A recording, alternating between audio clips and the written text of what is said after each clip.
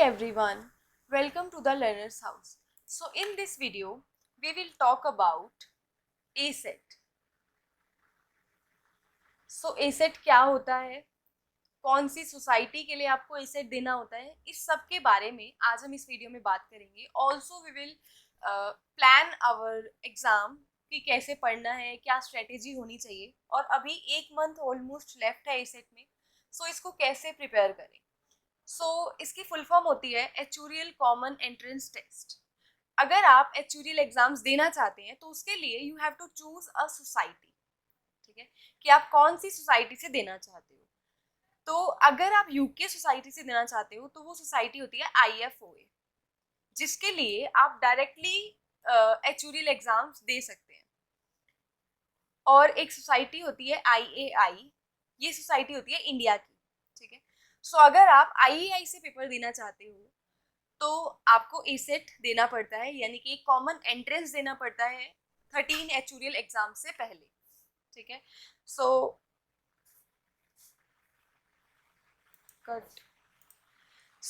ACET exam 100 marks का होता है और इसमें 75 क्वेश्चंस होते हैं.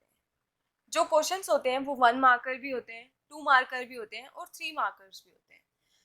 1 मार्क के, 2 मार्क के और 3 मार्क के कितने कितने क्वेश्चंस आते हैं वो मैं आपको बता देती हूँ.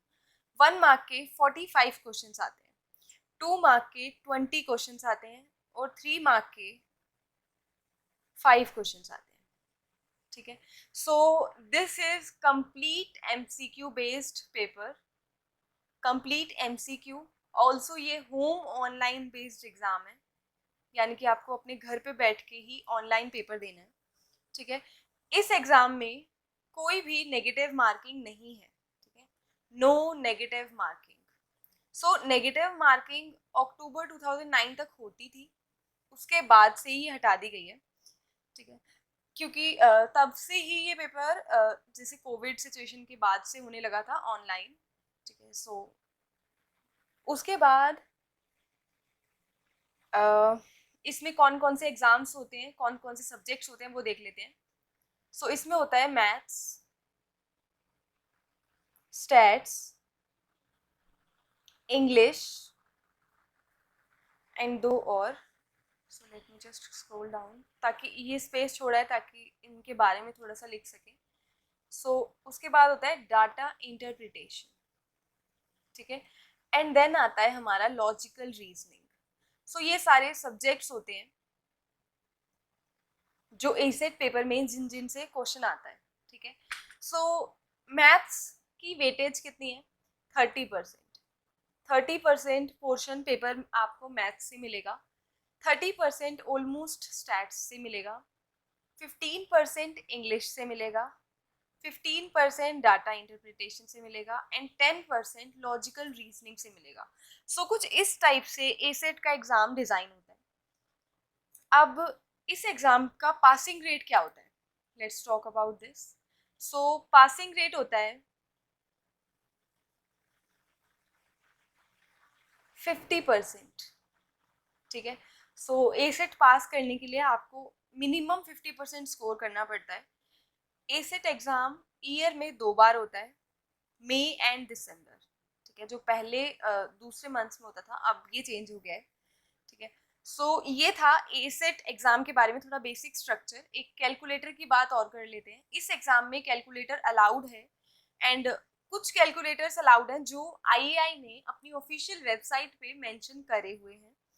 बट जो रिकमेंडेड कैलकुलेटर है वो है Casio FX82 ES Plus. This is the recommended one. ऐसा इसलिए क्योंकि जब आप और एक्चुरियल एग्जाम्स दोगे आफ्टर ACET तब आपको कैलकुलेटर की नीड तब भी रहेगी, तो उन एग्जाम्स में भी आप इस कैलकुलेटर का यूज कर सकते हो. ठीक है, और ACET एग्जाम कंडक्ट करवाने के पीछे जो पर्पस है वो ये है कि जब आप एक एक्चुरियल फील्ड में जो बहुत ही न्यू है, आई गेस न्यू नहीं है बट बहुत कम लोग करते हैं ये चीज. ठीक है, तो आपने बहुत कम ही सुना होगा इसके बारे में.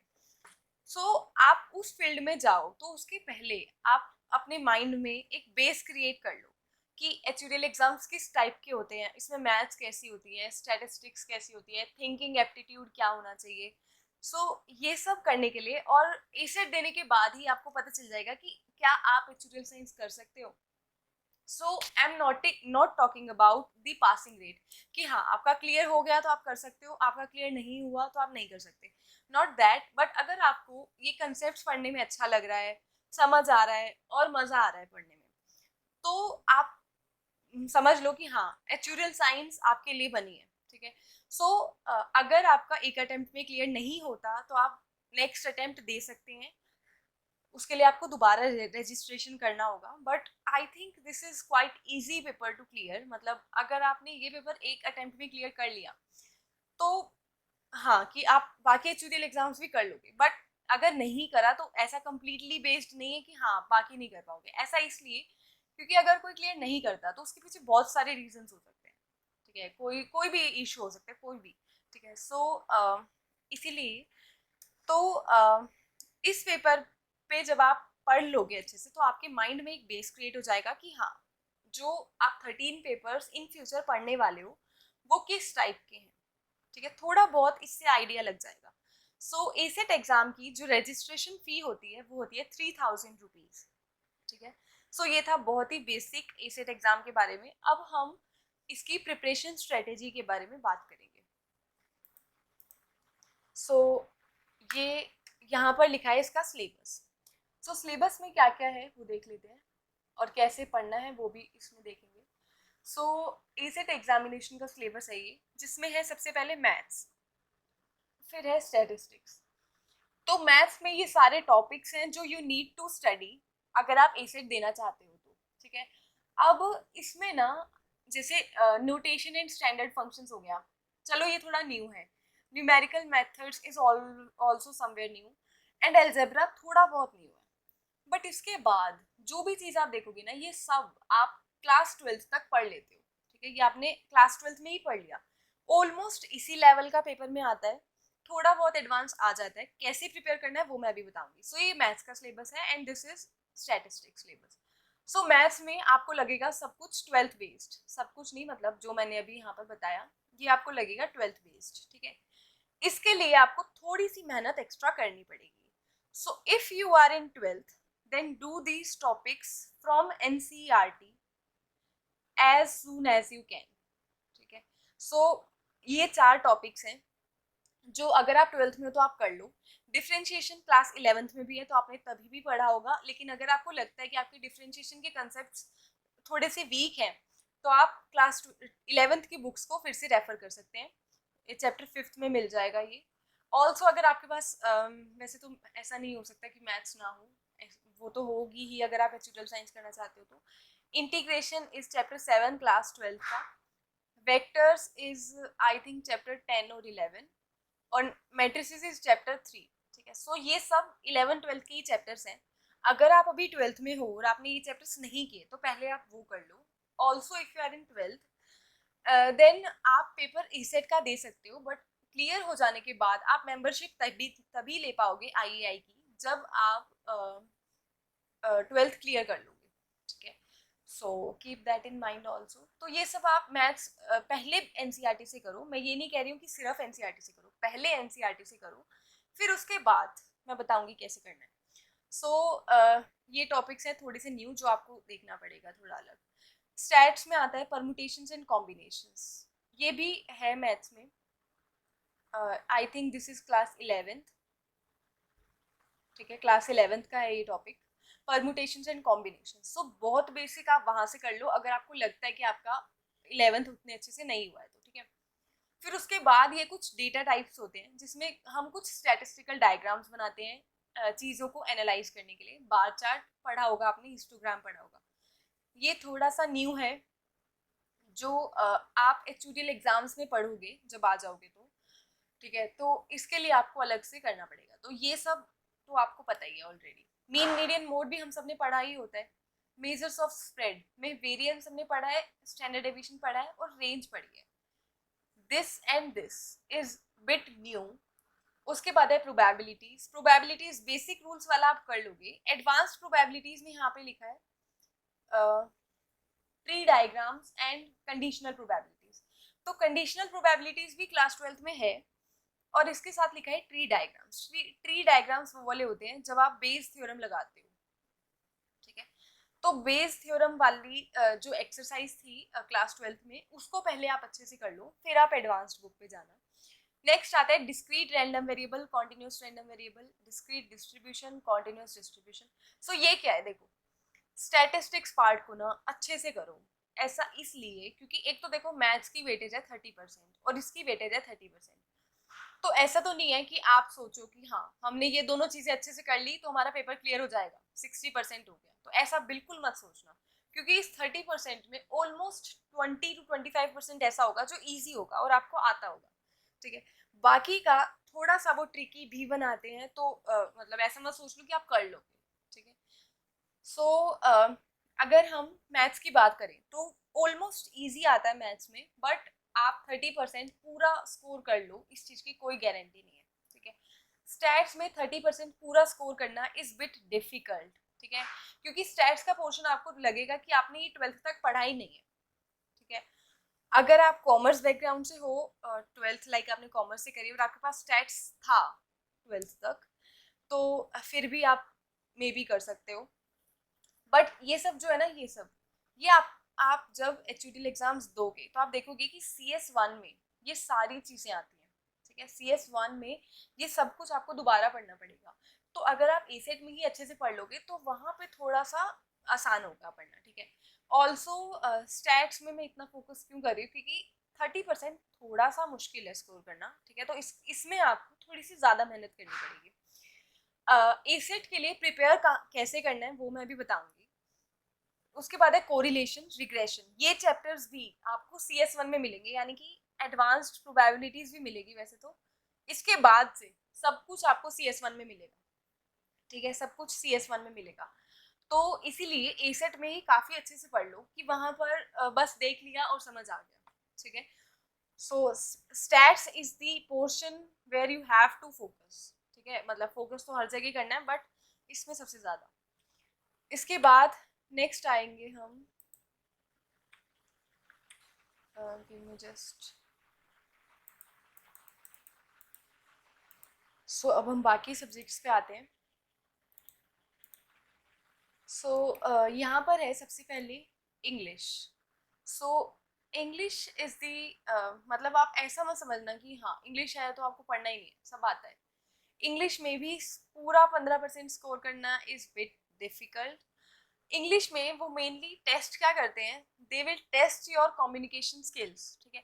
सबसे पहले वोकेबलरी बेस्ड सिनोनिम्स एंटोनिम्स आएंगे, ठीक है। उसके बाद आएगा इंग्लिश यूजेज और ग्रामर, सेंटेंस करेक्शन, जैसे सेंटेंस एरिया उसको करेक्ट करो, फिल इन द ब्लैंक्स आ गए वर्ब पे, टेंसेस पे, क्लोज पैसेज, एनालॉजीज और रिवर्स एनालॉजीज, जम्बल्ड पैराग्राफ, ये तो जम्बल्ड सेंटेंसेस हम वैसे भी करते हैं 12th तक भी, ठीक है। मीनिंग यूजेज मैच, फिर समरी क्वेश्चंस, मतलब समरी दे दी उस पे बेस्ड कुछ क्वेश्चंस दे दिए, verbal reasoning, facts, inferences, judgements and reading comprehension. ये सारा इंग्लिश का टॉपिक है। अगर आप चलो उस पर मैं भी आऊंगी, उससे पहले वोकेबलरी में वो बता रहे हैं कि वो क्या टेस्ट करेंगे। Vocabulary questions test the candidates knowledge of the primary meanings of words, secondary shades of meaning, usages, items and phrases, antonyms, related words. यानी कि वो देखेंगे आपको वर्ड्स के मीनिंग पता है कि नहीं पता, आपको कौन कौन से फ्रेजेस पता है, आपको किस किस के एंटोनिम्स पता है, वो देखेंगे, ठीक है। अब ग्रामर जो पार्ट है उसमें दे विल सी कि आप कितने ग्रामेटिकल एरर्स करते हो, ठीक है, या फिर अगर ग्रामेटिकल एरर्स हैं तो आप उनको आइडेंटिफाई करके करेक्ट कैसे करते हो, ठीक है। ये basically high school level grammar check करेगा, ठीक है। इसमें ये सब है कि ये एरियाज इंक्लूडेड होंगे, ठीक है। ये सब हम ऑलरेडी 12th तक भी पढ़ लेते हैं, ठीक है। उसके बाद है वर्बल रीजनिंग। वर्बल रीजनिंग में मेनली आएगा रिलेशनशिप्स आइडेंटिफाई करना, या फिर किसी भी सेंटेंस में या फिर ग्रुप ऑफ वर्ड्स में पैटर्न्स आइडेंटिफाई करना। ये था इंग्लिश का। इंग्लिश आपको अभी नहीं पढ़नी है, मतलब मैं ये नहीं कह रही हूँ कि पेपर से एक दिन पहले पढ़ो, बट चलो इस पे मैं अभी आऊँगी, just give me a minute, पहले मैं एक बार सिलेबस बता दूँ। उसके बाद है डेटा इंटरप्रिटेशन। सो इसमें भी आपको लगेगा कि हाँ, बार ग्राफ्स आपने देखे हैं, पाई चार्ट्स आपने देखे हैं, वेन डायग्राम्स आपने देखे हैं, ठीक है। अब इसमें क्या होगा ना, इसमें व्हाट यू विल सी कि आपको क्या करेंगे, एक पाई चार्ट दे दिया सपोज, या फिर एक कोई भी बार ग्राफ दे दिया, उसके बेस्ड पे क्वेश्चंस पूछेंगे आपसे। तो ये जनरली इजी आता है, ठीक है। इजी आता है इसका मतलब ये नहीं है कि पढ़ना नहीं है, इजी आता है तो ऐसा सोचो कि हाँ स्कोरिंग है, ठीक है। नेक्स्ट है लॉजिकल रीजनिंग। लॉजिकल रीजनिंग में आता है number and later series, calendars, clocks, cubes, Venn diagrams. इसके बाद जो नीचे लिखा है वो मैं यहाँ लिख देती हूँ, बाइनरी लॉजिक, वो दिख नहीं रहा है इसमें। बाइनरी लॉजिक के बाद आता है सीटिंग अरेंजमेंट।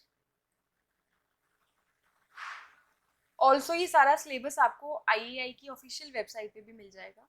इसके बाद आता है लॉजिकल सीक्वेंस। उसके बाद आता है लॉजिकल, आई थिंक अगेन दिख नहीं रहा, तो मैं यहाँ लिख देती हूँ लॉजिकल मैचिंग, ठीक है। सो ये सिलेबस है लॉजिकल रीजनिंग का। अब हम आते हैं नेक्स्ट, इसमें लॉजिकल रीजनिंग में एक दो टॉपिक्स और हैं, let me show you that.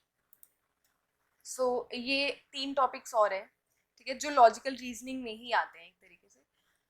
So let's start, ठीक है। इसके बाद इसके बाद आता है, देखो अब मैंने आपको बता दिया कि हर सब्जेक्ट की क्या क्या वेटेज होती है, किस टाइप से क्वेश्चंस आते हैं, और क्या सिलेबस होता है, ठीक है। अब हम बात करेंगे कि पढ़ना कैसे है, ठीक है। So let's talk about this. So सबसे पहले what you have to do is कि आपके सब्जेक्ट्स ये हैं maths, stats, let me open another sheet, ठीक है। सो इस पे देखते हैं। सो अभी हमने देखा कि हमारे सब्जेक्ट्स थे मैथ्स, स्टैट्स, इंग्लिश। पहले इसकी बात कर लेते हैं। तो यहाँ पर अगर आप देखोगे, इसकी वेटेज हमने देख ली, इसकी भी देख ली, सबसे ज्यादा वेटेज इनकी है। मैथ्स में जो भी पोर्शन है वो अभी हमने देखा था कि 12th बेस्ड था ऑलमोस्ट। तो जो रेफरेंस बुक्स है ना, वो आईएआई ने ऑलरेडी आपको बता दी है, ठीक है, कि कौन कौन सी बुक्स आपको रेफर करनी है, ये बुक्स हैं, ठीक है। So these are the books. अब आईएआई जब लिखता है ना ये बुक्स, तो वो खुद ही कह रहा है कि ये बुक्स गाइडेंस पर्पस के लिए है। इसमें टॉपिक हो भी सकता है मतलब पेपर रिलेटेड, और नहीं भी हो सकता। So what you have to do here is कि यहाँ पर पहले आप देखो कि जैसे मैथ्स की कौन कौन सी बुक है, ठीक है, उसको लिख लो। फिर स्टैट्स की लिख लो, ऐसी हर सब्जेक्ट की बुक्स लिख लो। फिर उसके बाद search for a particular topic, ठीक है। जैसे सपोज मैथ्स में आपको एल्जेब्रा पढ़ना है, ठीक है, तो जितनी भी बुक्स आईएआई ने यहाँ पे लिखी है वो एक नहीं है, 3-4 हैं ऑलमोस्ट एक सब्जेक्ट की। तो देखो मैं ना यहाँ पर बता नहीं रही कि कौन सी बुक बेस्ट है, ऐसा इसलिए क्योंकि हर स्टूडेंट के अकॉर्डिंग डिफरेंट बुक्स हो सकती हैं, ठीक है, इसीलिए। जैसे मैथ्स है, तो अगर आपने 3 बुक्स देखी, सपोज 1 2 3 3 बुक्स देखी आपने, तीनों में आप कोई भी एक सेम टॉपिक सर्च करो। सपोज हमने एल्जेब्रा सर्च किया, तो एल्जेब्रा को तीनों बुक्स से पढ़ने की कोशिश करो। आपको जैसे लग रहा है कि मतलब जोन सा भी पोर्शन जिस भी बुक से आपको समझ आ रहा है, आप वो बुक चूज कर लो, ठीक है। So choose a topic first and then decide the book, ठीक है। ऐसा बिल्कुल भी मत करना कि आप एक टॉपिक को बहुत सारी बुक से पढ़ रहे हो, ठीक है, इससे तो माइंड बहुत ही ज्यादा चैलेंजिंग हो जाएगा। बस देखना है कि कौन सी बुक से सही लग रहा है, कौन सी बुक से आपको पढ़ने में समझ आ रहा है, ठीक है। अब ये जो बुक्स दी हैं ये ऑलमोस्ट हर सब्जेक्ट की दी है, जो भी सब्जेक्ट्स इस पेपर में इंक्लूडेड है। तो इस इन्हीं बुक्स को आप रेफर करो, ठीक है, रेफर करो, जस्ट रेफर। इसमें बहुत सारे क्वेश्चंस होंगे, वो क्वेश्चंस कर लो। अब एसेट में वही क्वेश्चन नहीं आएगा, बट होगा क्या कि जब आप देखोगे ना टॉपिक, तो आपको लगेगा कि हाँ ये टॉपिक आपने किसी बुक से पढ़ा है और आपने रिलेवेंट क्वेश्चंस करे हैं, तो उस टाइम डिफरेंट क्वेश्चन आएगा तब भी आप कर सकते हो, ठीक है। सो ये बहुत सारी बुक्स हैं जो आप रेफर कर सकते हो, अपने अकॉर्डिंग डिसाइड करो, ठीक है। 1 दिन लो, 2 दिन लो, बस ज़्यादा मत लो क्योंकि पेपर आ ही गया है ऑलमोस्ट, ठीक है। तो बुक डिसाइड करो सबसे पहला, जो भी टॉपिक पढ़ना है उसके अकॉर्डिंग बुक लो, ठीक है। फिर उससे पढ़ना स्टार्ट कर दो। अब पढ़ना कैसे है, देखो बुक डिसाइड कर ली पहले, अब बुक डिसाइड करने के बाद देखेंगे हम पढ़ेंगे कैसे। सबसे पहले अगर हम बात करें मैथ्स की, तो मैथ्स में पहले आपको करना है 12th की एनसीईआरटी, ठीक है, ताकि आपको एक बेसिक्स का आइडिया हो जाए, ठीक है। फिर जो भी बुक आपने डिसाइड करी है, जो भी बुक आपने डिसाइड करी है, उस बुक से आपको बहुत सारे क्वेश्चंस करने हैं, ठीक है। अब इसके बाद क्या करना, बुक डिसाइड कर ली, क्वेश्चंस कर लिए, अब ऐसे कर करके आप सारे जो भी मैथ्स के टॉपिक्स हैं वो कर लेना। उसके बाद स्टैट्स पे आते हैं। स्टैट्स में आपको क्या करना है, यहाँ पर अगर आपके पास कोई एनसीईआरटी बुक है, जैसे कोई भी टॉपिक है, मीन मीडियन मोड, आपको किसी एनसीईआरटी से करना है तो आप एनसीईआरटी से कर लो। एनसीईआरटी से करने का पर्पज है कि एक बेसिक्स क्लियर हो जाएंगे, ठीक है। सो वो बेसिक्स कर लो, एक समझ आ जाएगा टॉपिक कैसा है। फिर बुक डिसाइड करो और क्वेश्चंस करो। अब आप ये सोच रहे होगे कि सिर्फ बुक डिसाइड करके हम क्वेश्चंस खुद से कैसे करें, कौन है जो हमें टॉपिक समझा रहा है, ठीक है। तो वो मैं भी बताती हूँ। अगर आप मैथ्स की बात करो तो मैथ्स में वैसे तो ना अगर ट्रूली स्पीकिंग एक्चुअल साइंस की जो वीडियोस हैं वो यूट्यूब पे नहीं मिलती। That's why I started my own YouTube channel, ताकि मैं उन लोगों की हेल्प कर सकूं जो कोचिंग अफोर्ड नहीं कर पाते, ठीक है।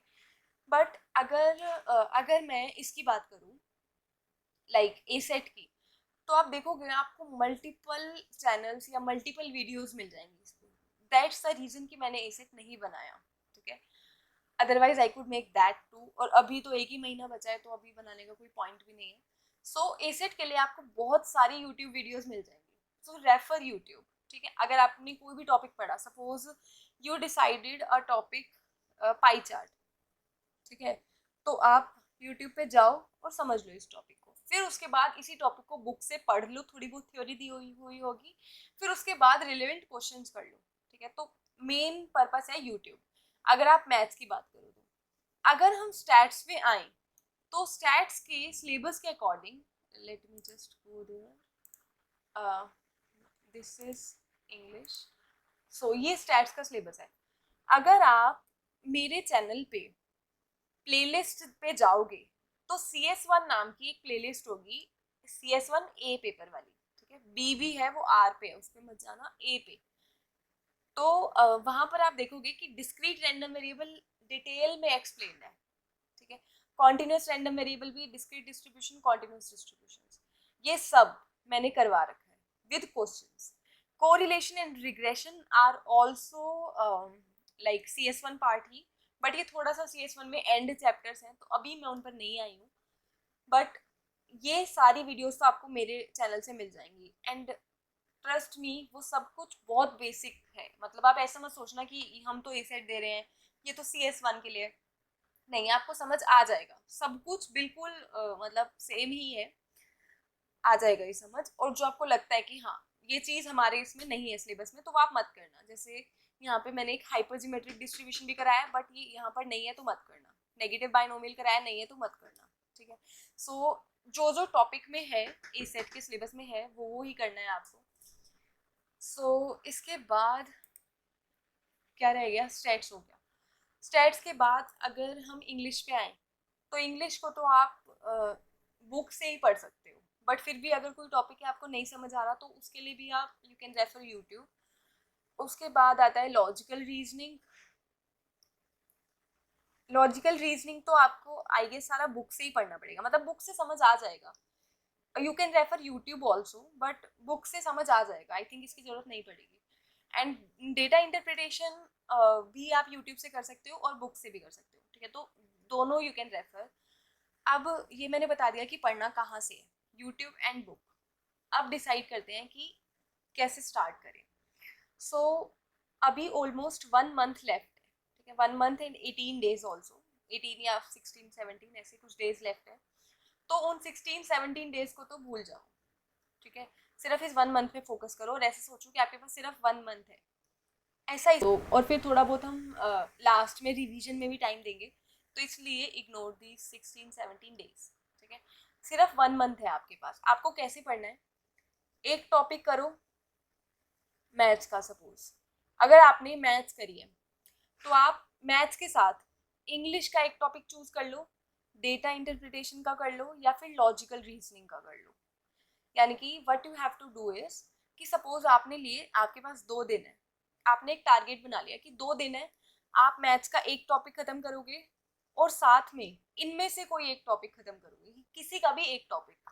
तो ऐसे करो कि एक टॉपिक मैथ्स का, इनमें से कोई भी एक टॉपिक साथ में, फिर एक टॉपिक स्टैट्स का, इनमें से कोई भी एक टॉपिक स्टैट्स का। मतलब कि what I am trying to say is कि आपको मैथ्स और स्टैट्स ऑलमोस्ट रोज करनी है। सपोज आज है, अभी जब मैं वीडियो बना रही हूँ तो है 2 नवंबर, ठीक है, जब आपको वीडियो मिल जाएगी तब हो जाएगी 3 नवंबर, ठीक है। तो सपोज आप 4 से पढ़ना शुरू करते हो, ठीक है, तो हमने ऐसे डेज लिख लिए, ठीक है। मान लो आपके पास 30 तक का टाइम है, आपने यहाँ पर लिखा एक मैथ्स का टॉपिक, ठीक है, और साथ में ले लिया एक डेटा इंटरप्रिटेशन, फिर आपने यहाँ ले लिया एक मैथ्स का, या सपोज आपका वही टॉपिक चल रहा है अगर वो थोड़ा बड़ा है तो, ठीक है। बट ट्राई टू कंप्लीट कि एक टॉपिक आप एक दिन में कर लो। जैसे एल्जेब्रा थोड़ा बड़ा हो गया तो उसको आप दे दो 2-3 दिन, ठीक है। मैट्रिसेस छोटा टॉपिक है, आप एक दिन दे दो। वेक्टर छोटा टॉपिक है, आप एक दिन दे दो। डिफरेंशिएशन में आप 2-3 दे दो। इंटीग्रेशन में आप 3-4 दे दो, ठीक है। सो ऐसे ही यहाँ पर एक मैथ्स का टॉपिक लिया और एक ले लिया डेटा इंटरप्रिटेशन के साथ, सपोज एक ले लिया लॉजिकल रीजनिंग, यही है ना डेटा इंटरप्रिटेशन के साथ। एक minute, let me check it. हाँ, मैथ्स, स्टैट्स, इंग्लिश, डेटा, हाँ यही है, ठीक है।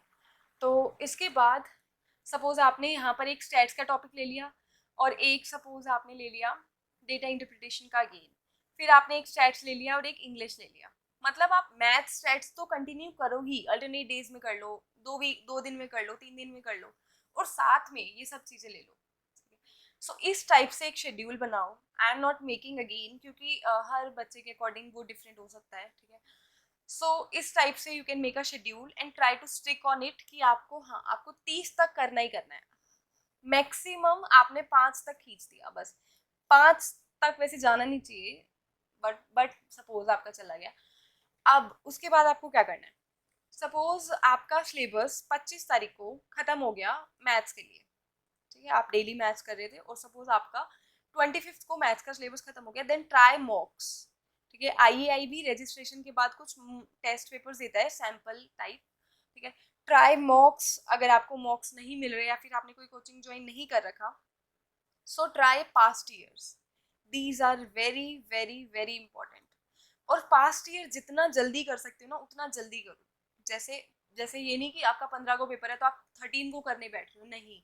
जब आप पास्ट ईयर्स करोगे ना तो ही आपको पता चलेगा कि आप कहाँ स्टैंड कर रहे हो, ठीक है।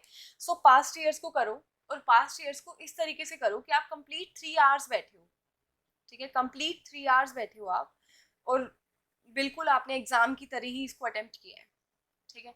सो इस टाइप से करो। अगर सपोज आपका किसी एक उसमें हो गया, सपोज आपका किसी एक जैसे मान लो आपका आपका कोई एक सब्जेक्ट कंप्लीट हुआ है, पूरा सारे सब्जेक्ट्स कंप्लीट नहीं हुए, तो आप 3 आवर का एक ही बार में नहीं दे सकते। सो आप क्या करो, अ, देखो, फिर आप करो, सपोज मान लेते हैं कि आपका स्टैट्स का सिलेबस कंप्लीट हो गया, तो आप स्टैट्स की वेटेज देखो। स्टैट्स आएगा 30% ऑफ 100, 100 मार्क्स में से 30% स्टैट्स आएगा, तो ऑलमोस्ट कितने मार्क्स का स्टैट्स आएगा, 30 मार्क्स का स्टैट आएगा, ठीक है। तो अब इसको टाइम एलोकेट कर दो कि अगर 100 मार्क्स का पेपर 3 आवर्स का है तो 30 मार्क्स का पेपर कितने आवर्स का होना चाहिए, ठीक है। सो ये कुछ इस तरीके से आ जाएगा, ठीक है। सो ये आ जाएगा इतने आवर्स। अगर आप इसको मिनट्स में कन्वर्ट करना चाहते हो, so it will somewhere like 54 minutes, ठीक है। सो इसके अकॉर्डिंग आप करो, ठीक है, इसके अकॉर्डिंग आप प्रिपेयर करो। मुझे नहीं लगता कि इस वीडियो में कुछ भी ऐसा है जो मैंने नहीं शेयर किया ए सेट से related. So I hope this video has helped you. वैसे मेरा कोई पर्पस नहीं था इस वीडियो को बनाने का, but got lot of replies from you guys कि ए सेट पे वीडियो बनाओ, so I have made it, now you have to share it. So thank you very much. Video पसंद आई हो तो like, comment, share and subscribe to the Learners house.